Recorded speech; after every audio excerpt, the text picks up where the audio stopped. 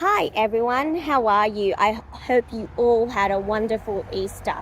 Now, how do you go from having all these tomato seedlings to one giant tomato plant that is fruiting with lots of yummy tomatoes for us to eat?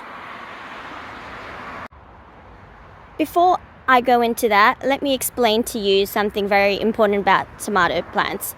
They are self-fertile, so that means they have the female and the male parts in the one flower. So that is why they don't particularly need any help from honeybees.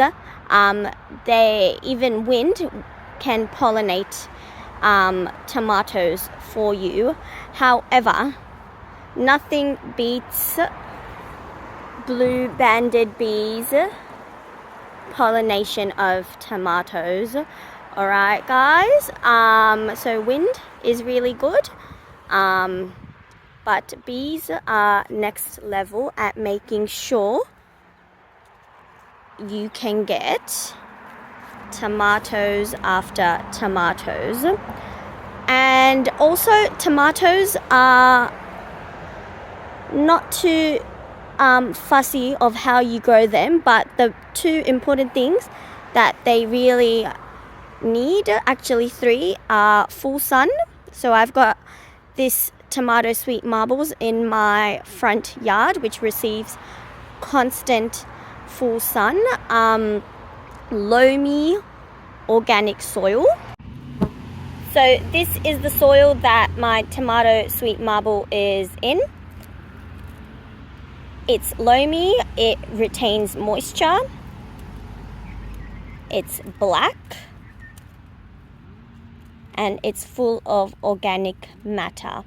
And another way you can tell if your soil is good with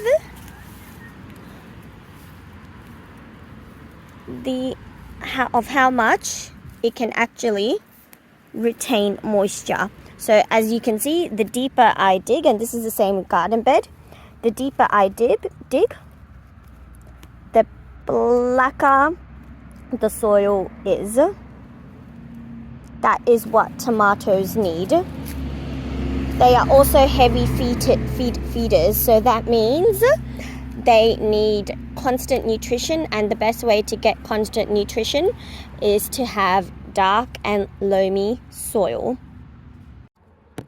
Okay, so now that we understand what tomatoes need, I'm going to show you three different tomato plants in three different stages before I plant them in their final planting position, which is my garden bed. Now, there are also tomato varieties that you can grow in pots if you don't have available space for a garden bed. Those are called micro or macro tomatoes and dwarf tomato plants. The difference between them is that the dwarf tomato plants and the micro tomato plants, unlike a vining tomato plant that will produce fruit throughout the growing season, dwarf tomato plants and macro tomato plants will give you fruit in one go, which is fine for me. I absolutely love eating tomatoes. I could snack on them forever. So here we go. So this tomato plant, I can tell, is ready to go in the garden bed because not only does it look really healthy with, I'm just gonna pluck that one on there, with 1, 2, 3, 4, 5, 6 true leaves, but also you can see the roots starting to come out from the holes. So when it's this size, that is when I will put it into my garden bed. And during planting time, what I like to do, especially at this time, is provide the tomato plant with a fertilizer which is heavier in phosphorus and potassium.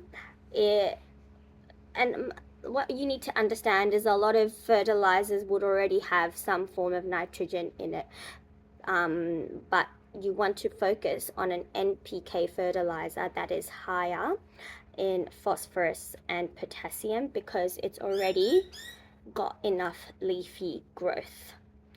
And then what I would do is I would take this out, dig a hole as big as this and not disturb the root ball at all.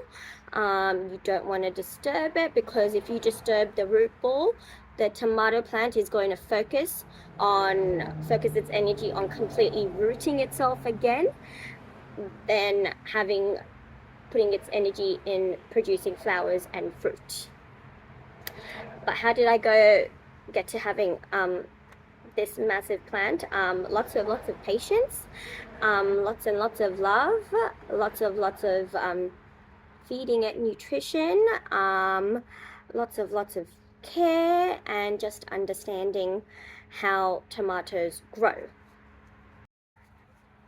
So as compared to this big one, this one is not, in my idea, ready for me to plant out in the garden bed. It's only got 1, 2, 3, 4 true leaves, as compared to the stem of this guy, which is quite thick. This one is still a little bit thin, so I like to make sure that it's got a thicker stem before I plant it into my garden, because fertilizer isn't cheap. If there's been many times that I've planted something like a tomato plant, like even this one is too little, into the garden bed, and it just doesn't make it, because I feel like a lot of these things, they have to work their way up, right? So, you know, you grow your tomato by seed. I do it in little pots, and then as they sprout, I put them into my greenhouse, and then very slowly, I grow my tomato seeds in a small container like this, and then as they sprout, I realize, they're gonna start fighting over nutrition. So I put them into a bigger pot like this and into the greenhouse, and in that potting mix I've added in extra bits of fertilizer, especially focusing on the nitrogen, because that's what they need. They need leafy growth right now. Once the leafy growth starts, then the root growth starts, and then the flowering comes later. And then they start to grow, which is what you saw in the beginning of the video with my Oxheart tomatoes. They would be ready to thin out into their own little containers in about a day or two. And this is the black cherry tomato, which I thinned out last week. So yeah, like I said, levels. And from now, this guy will go from this small container to one of my plastic cups, and in that process I will also bury this stem. Like I've said, tomatoes can grow their roots wherever you cover them on the stem, and then leave it in my greenhouse, feed it some more, and then when that is ready, then I transplant it into one of these and I leave it outside, so it doesn't go back into the greenhouse. It stays outside, and that is kind of my process of hardening off my tomato plants. I don't do it like other gardeners who constantly bring them back inside and outside, inside and outside. I just have them stay outside, and they mostly survive for me. And then it depends. If they're still looking a little bit shady, like not growing too well up top, but I can see that they've got good root formation, I won't put it in the garden bed straight away. I will put it into a bigger pot, which I did with this one, And now I'm comfortable enough for putting this guy into the garden bed with a potassium and phosphorus rich fertilizer and letting it grow and produce fruit for me. So the important takes here are: know where to grow your tomatoes. They thrive in full sun. Protect them from wind. So this is why I use my arches. They are a vining plant and I help them vine up. Provide them with consistent watering. Their soil needs to be loamy, full of organic matter, and just well loved by all the beneficial microorganisms that live in that type of soil. Because if that type of soil can hold all of those beneficial microorganisms like your worms and fungi, then that type of soil is going to benefit your tomato plant. Actually, regardless if it's a tomato plant or any type of plant, it will benefit it. So yeah, happy planting everybody. Thanks for watching.